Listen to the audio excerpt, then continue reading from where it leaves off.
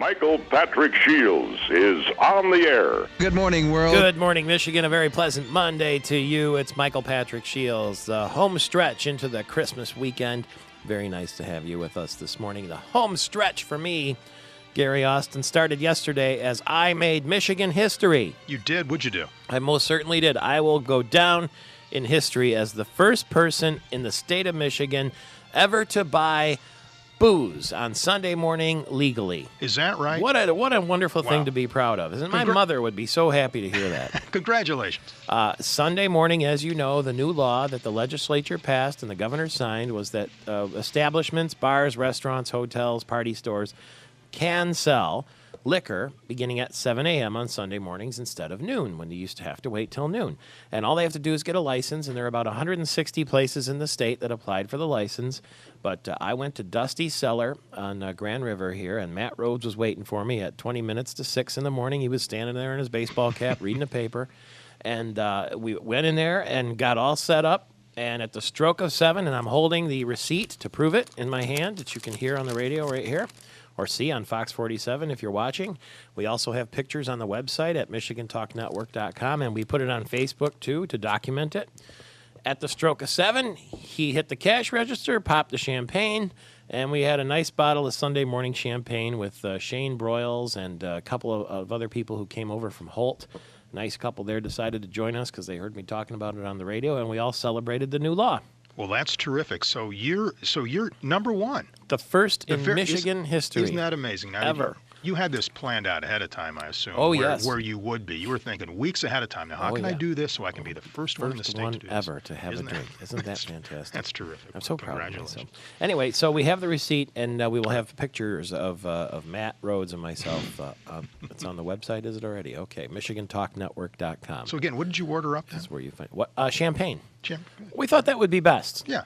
I mean, just to celebrate the new, the occasion. Well, this has been a big deal, and they fought this out in the state legislature for a long time. Governor Initially Granholm, vetoed. Yes, she had her doubts, some of the provisions that were written in she didn't like, but eventually everything all worked out, and everybody's happy. And, these companies, retailers that do this, establishments, they have to, they have to pony up some decent money for a license to be able to do this. It's only $165, I think. Yeah, but collectively, though, the idea for the state is, that's $160 times, a zillion the state. Well, I can tell you right now that $165, right now, 726 permits have been issued. Oh, that's how many have been permitted? And there are 900 pending. So let's just say, let's round it off and say 1,500 at $160. How much money is that going to raise?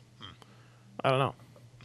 But, there are where's that calculator? But in any event, I mean, maybe, in the big picture, it's not a ton of money, agreed, but it's better than nothing. And at a time when the state can use every dime it can get, we can certainly use it. All right. You know what? Yes. Holiday travel. We're going to talk with Nancy Kam from AAA coming up shortly. And she's going to give us the data, on how many people are going to travel and all that sort of thing.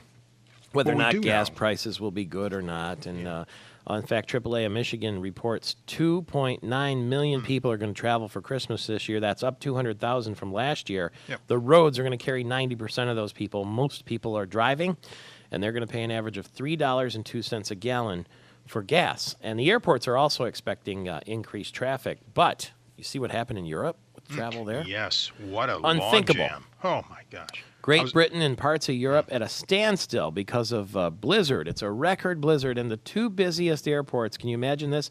Heathrow and Gatwick were closed all weekend because of ice and snow on the runways. All the flights had been canceled. You ready for this? 500,000 people were stranded because that is one of the busiest airports in the world. They had record low temperatures, around 15 below zero in London. And that's not usual for the United Kingdom. Yeah, it's very Paris rare. and Frankfurt also shut down because of the blizzard. And right at the holiday season, it's those airports are very, very, very busy hubs. Yeah, just imagine the backup. I mean, it starts there, and then those who have their destinations either to Amsterdam or to Paris, which are two common routes that fly out of either Gatwick or Heathrow or London City, for that matter. And gee, what a mess. Talking about driving, though, Michael Patrick, I just wonder, do you think we're just conditioned to higher gasoline prices. That was a time we did these studies. AAA would come out with stuff a few years ago where gasoline prices would be high, and we'd see a drop in the number of those who would travel somewhere via car, truck, motorhome, RV, what have you. But it seems like we're just used to paying about $3 a gallon and whatever. We just kind of, dig a little deeper and fill the tank, and we don't let high gasoline prices get in the way of our holiday fun, or so it seems, according to this survey. I haven't heard any squawking, and I have this Chevy Suburban right now that I'm test driving for Hyundai of Lansing. It's a 2007. It's got about 40,000 miles on it, and it's only $27,000, which is way below Blue Book value. When I fill that gas tank up, I'm done for the month. It seems like it's about $90 to fill the tank, and then I don't fill it again forever. So that's kind of nice, especially if you're driving in ice and snow and you don't want to worry about that sort of thing. So if you're interested in that Chevy Suburban, it's at Hyundai of Lansing, and you can get it delivered to you anywhere in the state.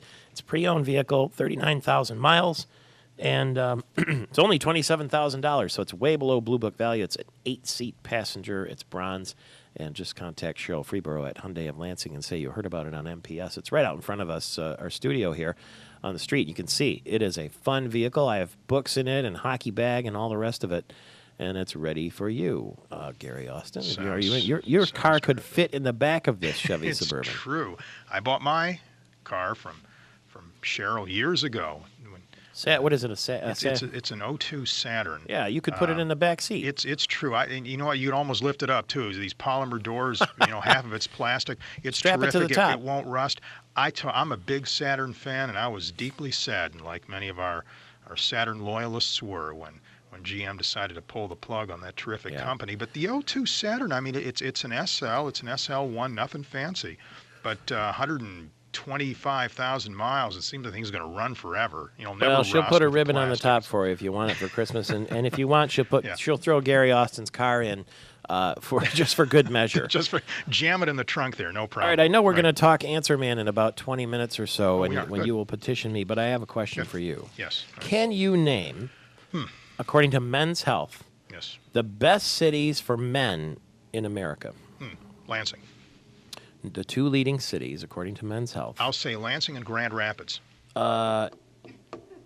Madison, Wisconsin, because Madison has a large number of doctors. Oh, all right. And Women's Health named Plano, Texas as the number one for ladies. Do you know why? I have no idea. There are 139 single men for every 100 single women. Well, reason enough, I suppose. Yeah. Wait a minute. Grand Rapids has a lot of doctors. What's That's the deal true. with that? I don't buy that. Philadelphia took a beating in the rankings. That's the second worst for men and dead last for women. Now, why so? I don't know. Same criteria, I guess. Oh, I guess, right. Yeah. Now, do you know there's some gossip going on about Arnold Schwarzenegger, the outgoing California governor? Yeah, he's made some folks not too happy. You know what he wants to do? He says he's willing to take a post in the Obama administration. Oh, he is? Isn't that interesting? Oh, wait a minute. Isn't he a Republican? He is a Republican. It's kind of like Andy Dillon, a Democrat, going into the Rick Snyder administration as the Treasury Secretary. I guess it's possible. Schwarzenegger said he's involved in energy policy and he'd like to reduce dependence on foreign oil. And, what else is he going to do? He can't run for president because he's not born in America. Could he start acting again? So he wants to go and he says, I'm ready. Once they get the trough, they have trouble backing away, don't they? Terminator 12. He could do that. That's what it is.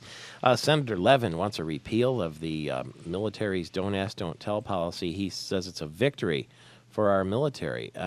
What do you make of that? Well, I guess it passed over the weekend. It did. It passed on Saturday, and President Obama is going to sign this fast. Well, at least the debate is over. We had one side saying what's fair is fair. I mean, it's unfair for those who are openly gay to be questioned about their preferences. On the other side, you had those who argued that it would be a morale issue. It could be a concern for our troops who were not openly gay, who had concerns about that kind of a lifestyle. We've heard the arguments from both sides, but all in all, Senator Levin and most in Congress eventually agreed this is something that had to be done. I mean, don't ask, don't tell has been on the books for a long time. I mean, this all started under Bill Clinton, right?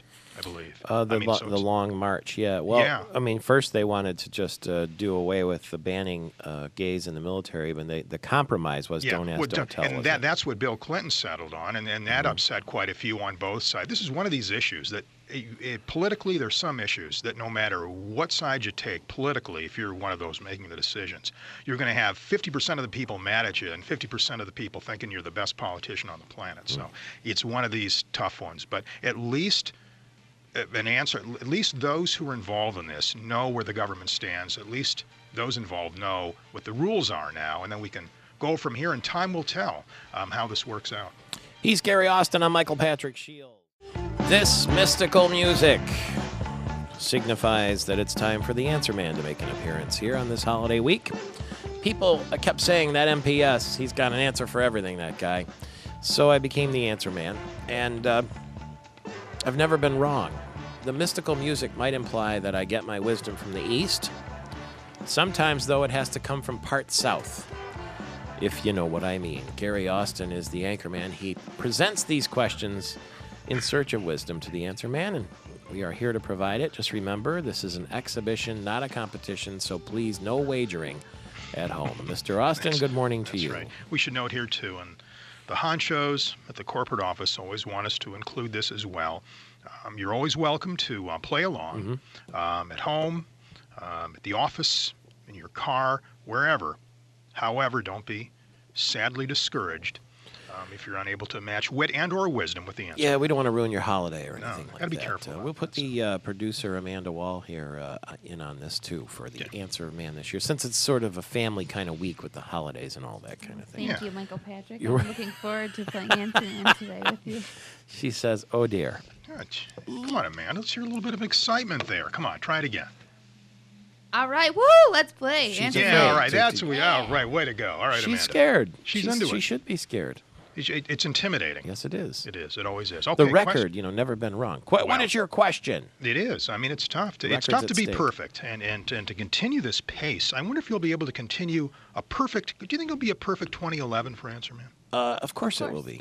In fact, it's so much so that Tony Cuthbert, when we're done with this segment of the Answer Man, will give us a couple bars of the song, "Oh Lord, it's hard to be humble when you're perfect in so many ways." Oh, okay. Geez. How appropriate. Always been right. What is your question? Answer Man and Answer Woman. Here we go. Number one. AAA of Michigan tells us how many are going to be traveling somewhere over the upcoming Christmas holiday. This is like a test because we just had Nancy Kane on only seconds ago, and she told us how many were going to be traveling. See if so, you're paying Amanda, attention. We'll see. Were you paying attention to the interview that just took place on your program that you scheduled?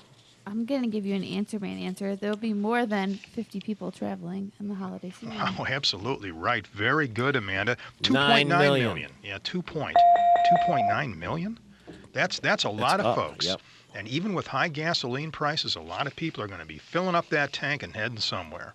And that's good news for merchants, good news for gasoline stations, good news for those in the travel and tourism biz, hotels, motels, restaurants, you name it. So that's encouraging. Okay. What is your question? Number two. Today is expected to be the busiest what of the year? Today will be the busiest what Mailing day of You're the year. absolutely right. She got it. Yes. Okay. Question number I have two. something to mail today, too, so I'll be there. All right. So when you throw your letter or package or whatever, Michael Patrick, into the mix, what will be the grand total of that with yours and everybody else's? How many pieces of mail will be going somewhere Today? Yes. I think it'll be more than 10. Absolutely right again. 801 million. Yeah. That's amazing. I mean, that post office, how do they do it? And yet they still manage to lose money. That's the puzzling part. Yeah, well, you know how it is. It's because so many folks, when it comes to mailing that letter, instead they're doing it via internet today. Yeah. And that's been something they figured this would happen years ago when the internet, when it first took off. It didn't at first couple of years, but now the post office is really feeling the impact. But even so, if you order something online, it has to come through the mail. That's true. That's right. That's right. But I guess you don't have to send. I get a lot of these e-Christmas cards. You get any of those? No, man. Instead of they come in the mail and you tear them open, they just come online. There's a little picture or something. That's the latest thing. Some people say they're impersonal. Some people say they're what? Practical. Right. She's got it. Practical. Very good. Hey, talk about problems and travel. Let's say you're in Great Britain, if you're at London City, Heathrow, or Gatwick. What's the hang-up? What could you be faced with if you're sitting in that airport right now, one of those three? A really long delay. Your Yeah, planes you aren't got going that anywhere right. because of the snow and ice. You better not be in a hurry. They're not used to Because, that in England. yeah, a record blizzard is hitting portions of that region. And as is so often the case, for example, Washington, D.C., there's a part of our country that's not used to that sort of thing. Anytime they get a little bit of snow, I mean, everything shuts down. And that's what they're facing right now in Great Britain. Also in France, I guess. Yeah, so yeah, I guess Charles de that all Gaulle that. at Paris. That One whole quick regions. one, and then we're Yes. going to get our theme song for the year. Let's see. Yes. Oh, you know what? There's a new TV outfit that's hoping to get things launched and ready to go. However, things aren't coming together for Blank TV. It's something we haven't heard a lot about yet, but we probably will here in the years to come. What word am I looking for? This is somebody trying to have a new television network. Yeah, sort of, kind of. Yeah, I think that would. Online, too. You're right. You're right. You're absolutely. You're asking me a question. I tell you, you're right. Yes, it's Google TV. Yeah. Yeah, they're trying to get this thing moving here. However, some TV manufacturers are a little concerned because heading into this Consumer Electronics Show next month in Las Vegas, it was expected Toshiba, LG, and Sharp would all show off their versions of Google TV. However, Google has suddenly asked those companies to delay introducing their products so the company can refine the software for Google TV. Okay, So that's the latest with absolutely right again. Amanda Wall, Michael Patrick to Shields, go. Gary Austin, and here's We're So Humble. Oh Lord, it's hard to be humble.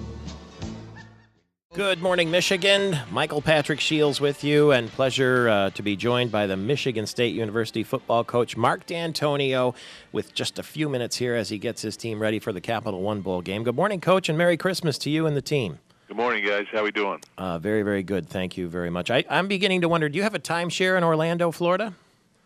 No, I do not. It seems like you've made that trip a lot of times now with the Champ Sports Bowl, the Capital One Bowl, and we're going back to the Capital One Bowl this year, which some people were a little disappointed by because they felt that we should have been in, let's put it this way, first of all. Before you got here, we didn't get bowl games on a regular basis like we do now, and you've been to one every single season, and so we appreciate that very much. And the simple fact, too, is that this is going to be a very high-profile bowl game because of your opponent, Alabama. Well, it'll be a great bowl game. Obviously, as co-champions, you'd like to go to the Rose Bowl, but at this point in time, Orlando's a great bowl. It's a great bowl for the fans. It's a great bowl for our players, and of all the bowls that I've really been throughout my football career, this one stands out.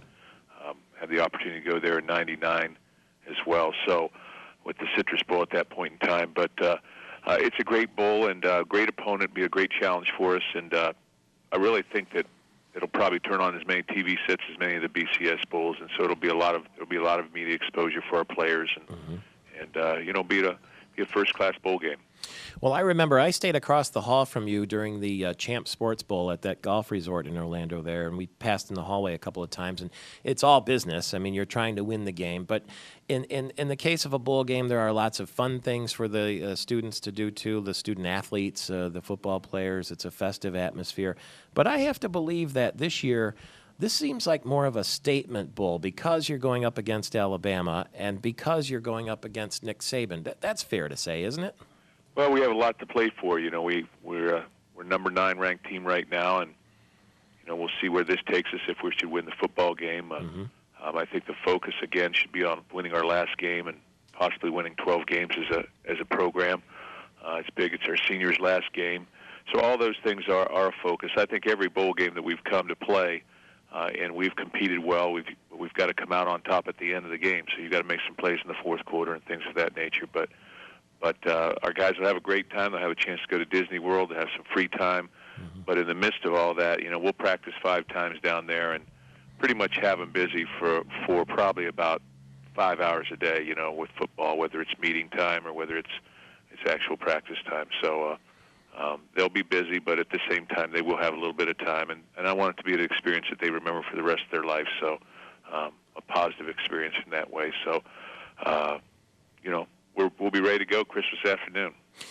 Selfishly thinking, if you're to win the Capital One Bowl game against Alabama and Wisconsin and Ohio State lose their respective bowl games, I mean, that seems like the argument would be over at that stage, that Michigan State clearly was the head and shoulders Big Ten champion.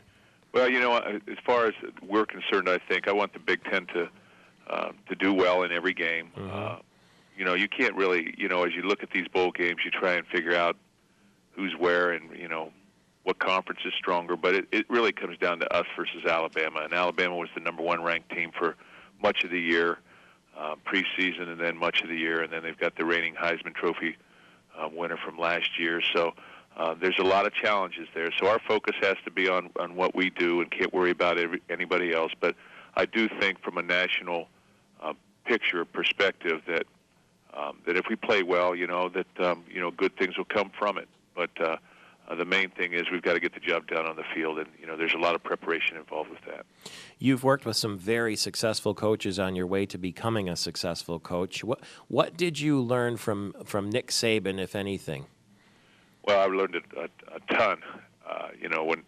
When you look at, I came here I think at age 38, I believe, and coached in the secondary. Nick Saban's a secondary coach by trade, so I learned an enormous amount of football technique, coverages, defenses, etc., schematics, and then organizational skills and just how to run a program. I was with him for 5 years. Recruiting, a lot of what we do is really patterned after what we did when I was here before, and the success that he's had dictates that we should do those type of things. So he's been a great mentor for me as a and when you look at coaches, you sort of look at them and say, well, what tree did they come from? Who influenced them? What background do they have, and who influenced them? And you got to look at him and say that what we do is a lot of the things that he has instilled. Have you talked to him since the bowl matchup was announced?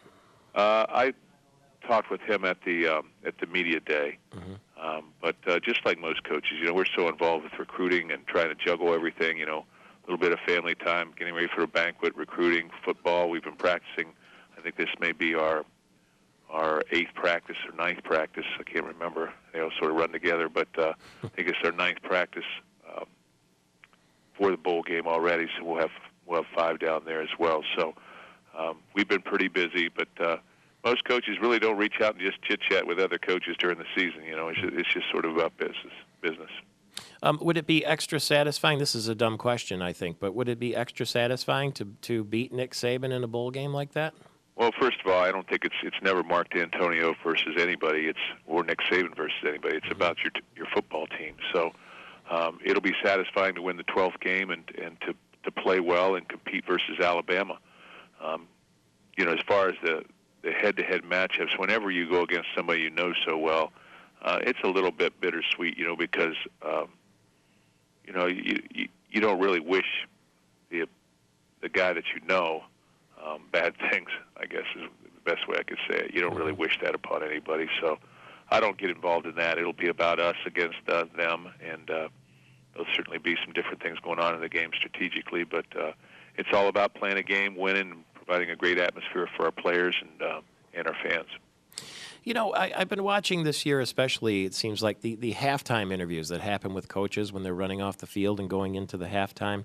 And sometimes they seem awkward and sometimes they seem painful. And even the ones after the game sometimes seem like they're more of a distraction for the coaches than for anything. And I know that all of you do the best you can with those. But what is that like when you just finished a half, you're trying to get to halftime, you've got adjustments to make and all that, and somebody sticks a microphone in your face for that network interview?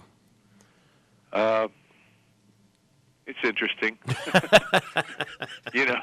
I guess it's interesting. I guess you just sort of like right now. You just sort of say what's on your mind. You try and get collected and composed, and I think that's as important as anything at halftime. That you allow your composure to take over, and you think clearly. And I think that's what you have to do when you're running off the sideline. So it really hasn't been that big of a bother. No, at least to me.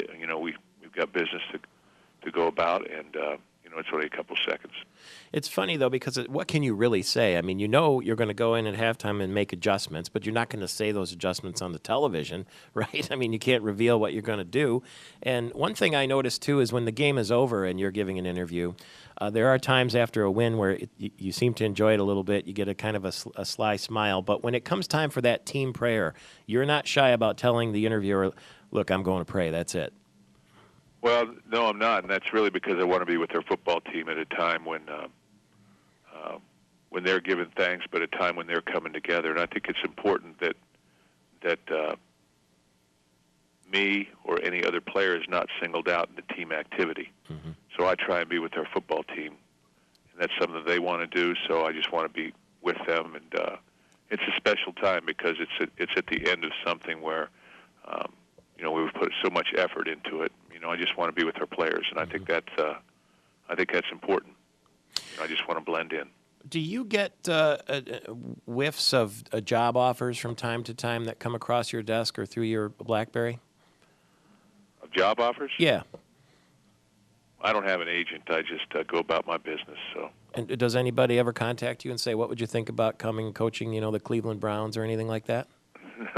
No, not at this point in time. I'm not really interested in that. So, I just try to do my job. Are you curious about what will happen after the bowl game in Ann Arbor with Rich Rodriguez? There are some Spartan fans who are on their knees praying he stays. No, I'm not really. I'm just sort of. I wish Coach Rodriguez all the best. I think anybody who is coaching at this level is 24/7, mm-hmm. and I don't wish him the best against us, but it's a tough job to manage all the media, manage all the pressures of a game, to manage the players, to get things organizationally straight, and you have 105 players and things going every which way. It's very competitive in the Big Ten Conference and across this country and in all football games, and it's very tough to win a game against whoever you're playing against. So, you become in a difficult situation. So as far as I'm concerned, I wish him the best, and I know it's a tough job. I know that I can't be naive about what I do. If we're not winning, nobody be happy with what we're doing. Yeah. So I understand all those things, but I do wish him the best. I can't wait to see all the green and white in that old Citrus Bowl Stadium in Orlando on New Year's Day, and I can't wait to see the handshake between you and Nick Saban after you win that bowl game. Coach, Happy New Year, Merry Christmas, and thanks for the time. Well, thanks, Michael. It'll be a great experience. I know that we've already sold out our allotment of tickets. I don't know if there'll be any more coming our way, but so it should be a great time. There should be 20, 25,000 Spartan fans down there, so it'll be very exciting. Should be a Mark D'Antonio, MSU football coach. I'm Michael Patrick Shields. State Representative Chuck Moss, one of those members of the legislature, returning. It was very nice to talk to Coach Mark D'Antonio a few minutes ago. And the news this morning, too, actually late last week, this broke, is that Blue Cross Blue Shield of Michigan has filed a motion in U.S. District Court in Detroit. They want dismissal of the antitrust lawsuit brought by the U.S. Department of Justice and Michigan's Attorney General in October. Andy Hetzel is with us from Blue Cross Blue Shield of Michigan. He's the Vice President of Corporate Communications, and he's going to explain exactly what this is all about. Good morning to you. Hi, Michael. Thanks for having me on. We have the outgoing Attorney General of the state of Michigan, Mike Cox, and involved in this lawsuit. Is it what happens after he's out of office? Does the new Attorney General decide whether or not to continue? I'm not entirely sure. I think it's probably an obligation of the new Attorney General to continue the litigation started by the old one. What is that litigation all about? What are they claiming? Well, the U.S. Justice Department is claiming that we're in violation of Sherman antitrust provisions for some of the contract provisions we have with Michigan hospitals. Mm-hmm. And these contract provisions guarantee Blue Cross's 4 million members and all of our customers in the state the lowest possible prices when they visit the hospital and receive services there. The provisions are in about half of our hospital contracts. But we think we're on very firm legal ground, Michael. A long time ago, the U.S. Supreme Court, I think even before World War II, decided that states that comprehensively regulate corporate entities for a public policy purpose are exempt from antitrust action, and that is precisely how the state of Michigan regulates Blue Cross Blue Shield of Michigan under Public Act 350 of 1980. The act defines specific public policy purpose, and it regulates only Blue Cross, and it does so in a comprehensive manner. So we think that we're on very firm legal footing in our motion that we filed on Friday. It sounds rather black and white in that regard. What will happen next? Well, the judge in the case will deliberate over the motion and the government's response to that motion, and then hopefully she will decide to dismiss the suit. And we'll see where we go from there based on that decision. If she decides to let it continues into next year. So we're hopeful that based on the motion that we provided her on Friday, that she will have grounds to dismiss. Can you sort of put it in layman's terms what that means, that you're able to negotiate with hospitals to provide the lowest possible price? Sure. It's like any business does business with a supplier. So any purchaser of goods and services negotiates with a number of suppliers to try to drive down the prices that they pay, which translate into the retail prices of the goods that they manufacture in the marketplace. You can go industry by industry, from automotive to even government purchasing. The federal government uses the same types of contract provisions that they're suing us against here in Michigan in its own contracting to protect taxpayers, and that's a good purpose. And we think that it's a good purpose to protect health insurance ratepayers in Michigan by having our 4 million members and using that patient volume to negotiate the best possible prices from hospitals in the state. We think that that's made Michigan a leader nationally in helping to manage downward the rise of health insurance premiums over the last 10 years, and the White House agrees. They issued a report in September of 2009 indicating that Michigan did lead the country in helping to manage down its health insurance premium increases. Well, wasn't that one of the big provisions of the healthcare reform movement, that healthcare spending was out of control and they needed to find some way to try to help bring that number back down? Sure. Proponents of healthcare reform in Washington want health insurance plans now to do whatever they can to help control healthcare costs. It was one of the things that the healthcare reform legislation didn't comprehensively address. And now it's up to the private plans, and yet they are suing Blue Cross Blue Shield of Michigan for the contracts that we have in place that do just that manage downward the escalating cost of health care. The contracts that we negotiate with hospitals, Michael, are fair and reasonable. They're fair to the hospital. They're reasonable for our customers. They provide the hospital with a little bit of margin on their business, but they also strive to keep the cost of health care under control, particularly for large group customers that are self-insured here in Michigan. The cost of services in the hospital goes right to the bottom line of those companies. And unless we are successful in helping to negotiate downward the cost, they're just going to be more and more pressured on healthcare costs going forward. And you're able to insist on those lower costs because of the sheer volume of Blue Cross covered patients that you send their way. Is that right? The fundamental aspect of American capitalism and the economy here, Michael, large volume in whatever industry drives low prices. I mean, you go around, it's the Costco example. They do a lot of volume purchasing, and they're able to provide retail prices that are very reasonable because they're able to negotiate downward the price that they pay for supplies. So, that's what we're trying to bring to healthcare here in Michigan. We're very successful at it. Michigan, again, the White House has said, is leading the country over the last 10 years in helping to manage health insurance premium increases.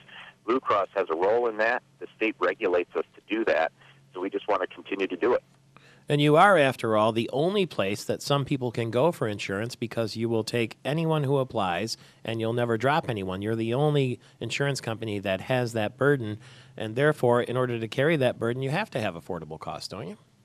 That mission is part of our regulatory act, Michael. It's one of the things that we are required to do by the act, but not the only thing.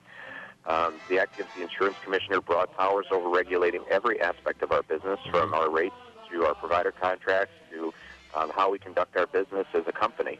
The Attorney General has oversight of our business. The governor gets to seat 4 directors on our board. We are comprehensively regulated by the state of Michigan, and for the last 70 years, the U.S. Supreme Court has protected entities like us from antitrust action. Okay, we'll stay tuned for the details, and I'm sure you'll let us know. That's Andy Hetzel, VP Corporate Communications for Blue Cross Blue Shield of Michigan. Father Mark Inglett with a special Christmas message when we get back. Homemade pumpkin pie. Secretary Land, of course, leaving office on the first of the year. The Secretary of State being replaced by Ruth Johnson from Oakland County. Who knows what's next for Secretary of State Terry Lynn Land, but she's always been nice to us. In fact, I got a very nice letter from her just the other day to say thank you for being, available to get the word out about matters having to do with Michigan. And so that was it's the kind of thing that happens at Christmas time. People will send off a little letter and feel a little better, feel a little friendly, stop and visit when maybe they otherwise wouldn't. And Father Mark Inglet from St. John's Student Parish and St. Thomas Aquinas. We get that spirit this time of year. I wish we could have it all year long, huh? That's the idea, is to keep what we have this week, especially, and Christmas Day. Keep it all year. But I think we need an anniversary for everything. And so this is the anniversary of, obviously, the birth of Christ, but also the joy, the hope, the faith, the love that comes with it. The idea that, God sent us a gift, and we should be gifts to one another. Could we just be a little more patient with each other and a little more understanding? That's the gift I could use. Yeah, I bet. You're in high demand, I know that.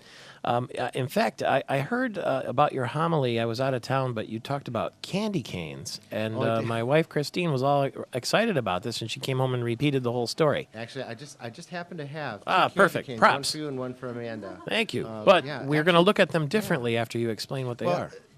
Candy canes have been around for probably 300, 400 years. Mm-hmm. But the legend of the candy cane is that there was a candy maker in Indiana that wanted to create, he was a candy maker and wanted to create something as a symbol, a Christian symbol for Christmas. So what he did is he made a candy cane, and it was originally white.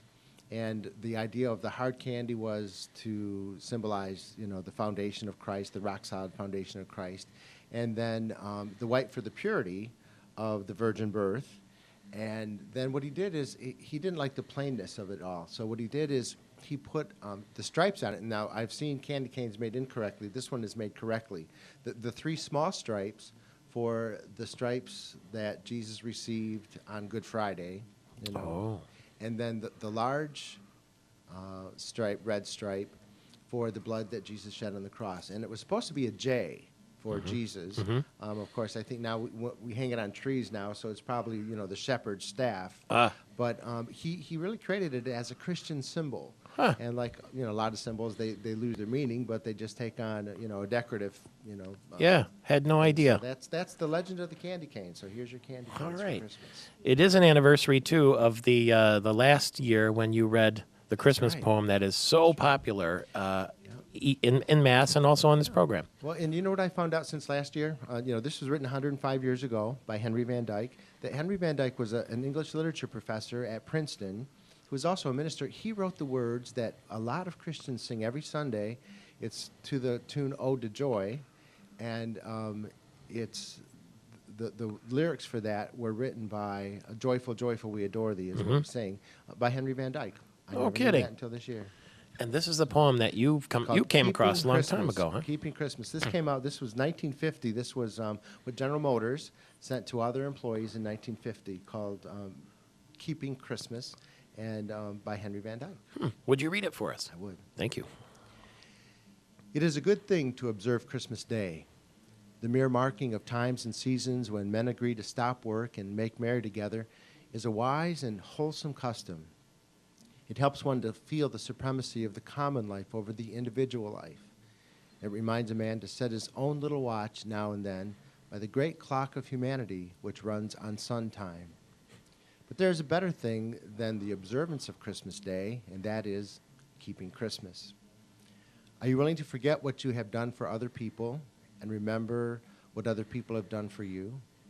To ignore what the world owes you and to think what you owe the world? To put your rights in the background and your duties in the middle distance and your chances to do a little more than your duty in the foreground? To see that your fellow men are just as real as you are and try to look beyond their faces to their hearts, hungry for joy. To own that probably the only good reason for your existence is not what you are going to get out of life, but what you are going to give to life. To close your book of complaints against the management of the universe and look around you for a place where you can sow a few seeds of happiness.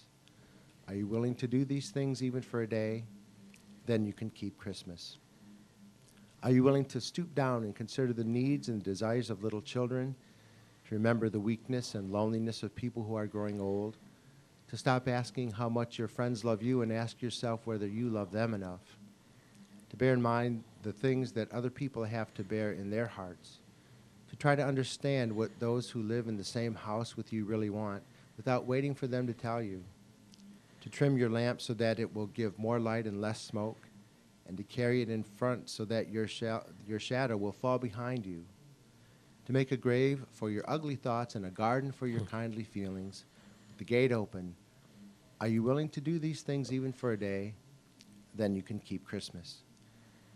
Are you willing to believe that love is the strongest thing in the world, stronger than hate, stronger than evil, stronger than death, and that the blessed life which began in Bethlehem 1900 years ago is the image and brightness of eternal love?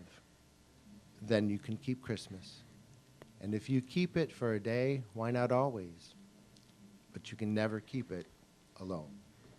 God bless you, Father Mark. Thank you very much. Merry Christmas, Michael Patrick. Merry Christmas to you and all of our listeners and everybody across the state of Michigan. It's Michael Patrick Shields.